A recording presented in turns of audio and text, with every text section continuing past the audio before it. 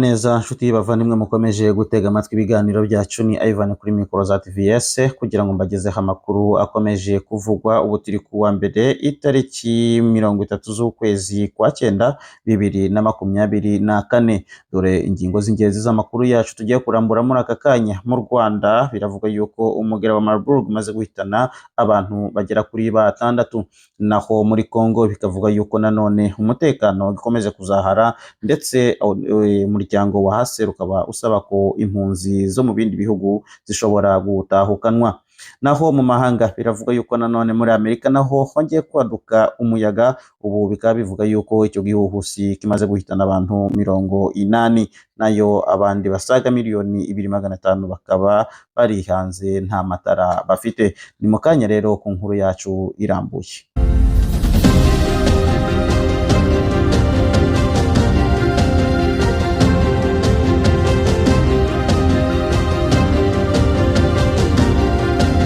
Amakuru yacu kuburambuye reka tuyahere mu gihugu cya Israel, aho bivuga yuko kuri iki cyumweru gishize Israel yasohoye itangazo rivuga yuko mu bitero by'ingabo zayo yakoze kuri iki cyumweru byaje guhitana undi mukuru wa Hezbollah. Bikavuga yuko rero muri iki cyumweru nyine Israel yari yaraye isohoye irindi tangazo ry'uko Nasrallah nawe yishwe hari ku wa gatanu, ndetse bikaza kwemezwa. Ubu rero bikaba bivuga yuko hari uwundi muyobozi mukuru nawe ushobora kuba waguye mu bindi bitero byabaye muri iki cyumweru. Bavuga yuko ibyo bitero nabyo byabaye ku cyumweru itariki 29. Ibi nabyo bikaba byahitanye uwitwa Nabil Kauke, uyu akaba nawe yari umuyobozi mu njyanama ya Hezbollah. Rero bikaba bivuga yuko nawe yaje kwicwa muri ibi bitero byabaye mu gihe na umukuru wa Hezbollah nawe yapfuye hari ku wa gatanu. Hamwe n'ibyo bitero, ibihumbi by'abanyalibani bikomeje guhunga byerekeza mu majyaruguru y'icyo gihugu. Ubu minisitiri w'ububanyi n'amahanga w'icyo gihugu akaba yavuze yuko hafi abantu basaga ibihumbi 250 ari bo bamaze kubona ubwihisho, nayo abandi barenga ibihumbi 100 ngo boba bari mu mazu y'abavandimwe gusa, kandi naho ngo ahantu hatameze neza. Israel yo mu rundi ruhande yakiranye ishimwe rikomeye cyane iyicwa rya Nasrallah, ndetse bikavuga yuko uyu mugabo ngo yarazahaje iki gihugu hafi imyaka 30 kuva yaja ku butegetsi n'ubuyobozi bw'uyu mutwe wa Hezbollah muri 1996. Gusa kandi uyu mupango wo kumwica bikavuga yuko iyo operasiyo nayo yapanzwe kuva imyaka 10 irangiye. Uyu munsi rero ku wa gatanu muri iki cyumweru gishize akaba ari bwo yaje gushirwa mu bikorwa ikagenda imuhitanye, ndetse bikavuga yuko ibombe yakoreshejwe ari kilotone hafi 80. Bikavuga yuko yo yashobora kugenda hafi metero hasi cyane zigera kuri 20 mu butaka. Tubibutse ko Nassan Nasrallah yapfanye n'abandi bakuru ba Hezbollah basaga 26, ubu ndetse bavuga yuko bamaze kugera 31. Hamwe n'ibyo rero dushizeho n'uyu umaze kwicwa uyu munsi, bikaba bivuga yuko ubu abakuru ba Hezbollah hafi ya bose bamaze gushirwa ku ngerero.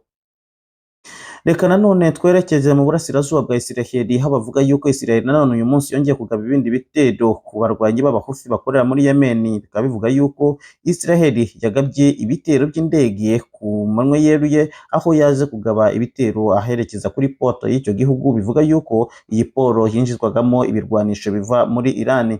Ibi Israel yabikoze mu gihe ku wa gatanu uyu murwi w'abahuthi wateye ibisasu ku mujyi wa Tel Aviv. Israel ikaba yaripostinze mu kurasa ndetse no gushwanyaguza iyi pote yakoreshwaga, ndetse n'ibigo bishobora kuba byatangaga ubufasha cyangwa se n'amashanyarazi muri icyo gihugu. Biravuga yuko ndetse n'ibindi bigo bijyanye n'ibitoro nabyo byaturikijwe n'ibisasu by'indege za Israel muri iki gihugu cya Yemen. Israel rero ikavuga yuko yarashe iyo pote ndetse n'ibigo bitunganirizwamwo ibirwanisho. Biravuga yuko rero muri ibyo bitero havuyemo abantu 4 baje kwicwa, ndetse n'abandi basaga 29 bakaza gukomereka muri icyo gihugu cya Yemen. Reka tubibutse yuko nanone ibitero nk'ibyo Israel yaheruka kubikoraga mu kwezi kwa 7, ubwo nanone abahuthi kandi bari bongeye gutera ibisasu mu mujyi ya Israel. Icyo gihe kandi Israel yararipostinze, ndetse bikavuga yuko ibi bitero hari byo bibiri gusa bibaye Israel ikoreye uyu murwi w'abahuthi ukorera muri Yemen.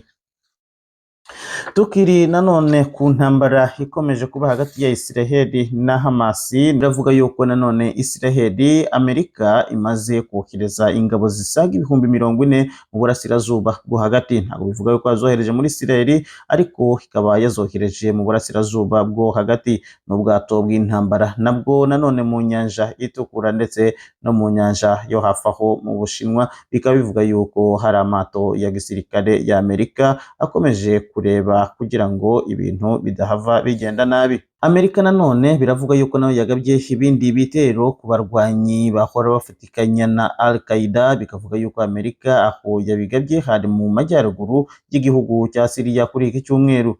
Bikavuga yuko rero haba hasize ubuzima ari abarwanyi bagera kuri 37. Reka rero tugaruke mu karere, aho bivuga yuko mu Rwanda abantu 6 aribo bamaze kwicwa n'indwara ya Marburg. Bikavuga yuko uyu mugera umaze guhitana abanyarwanda bagera muri 6.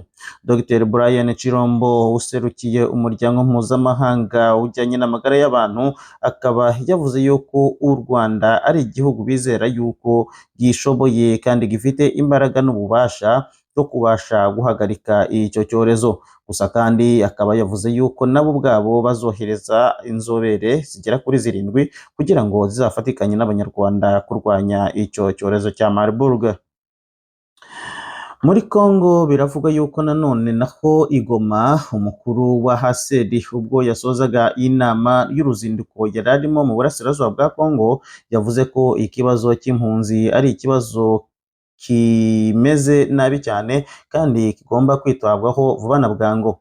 Mu kiganiro yagiranye n'abanyamakuru Igoma, Henry Menike Diwala yavuze ko impunzi ziri mu micungararo y'umujyi wa Goma zikeneye ibisubizo bifatika, ndetse akaba yavuze yuko bikenewe n'abaterankunga benshi kandi banyuranye kugira ngo babashe gusubiza izo mpunzi ku bibazo zaba zifite.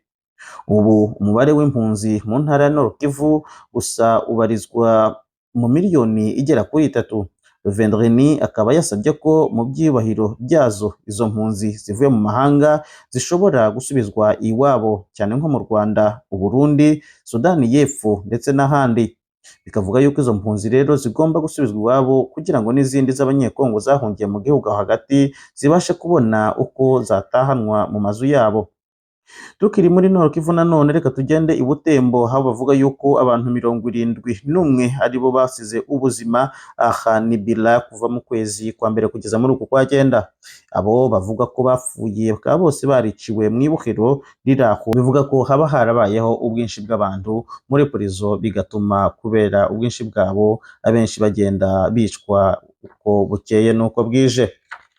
Murakoze rero kudukurikirana, ayo niyo makuru. Gusa kandi reka tubabwire yuko muri Amerika ibintu bikomeje kuzahara, aho umuyaga wa Helen umaze kugandagura abashika 80, aho twavuga nko mu ntara zishira uburasirazuba ndetse n'amajyepfo ya Amerika.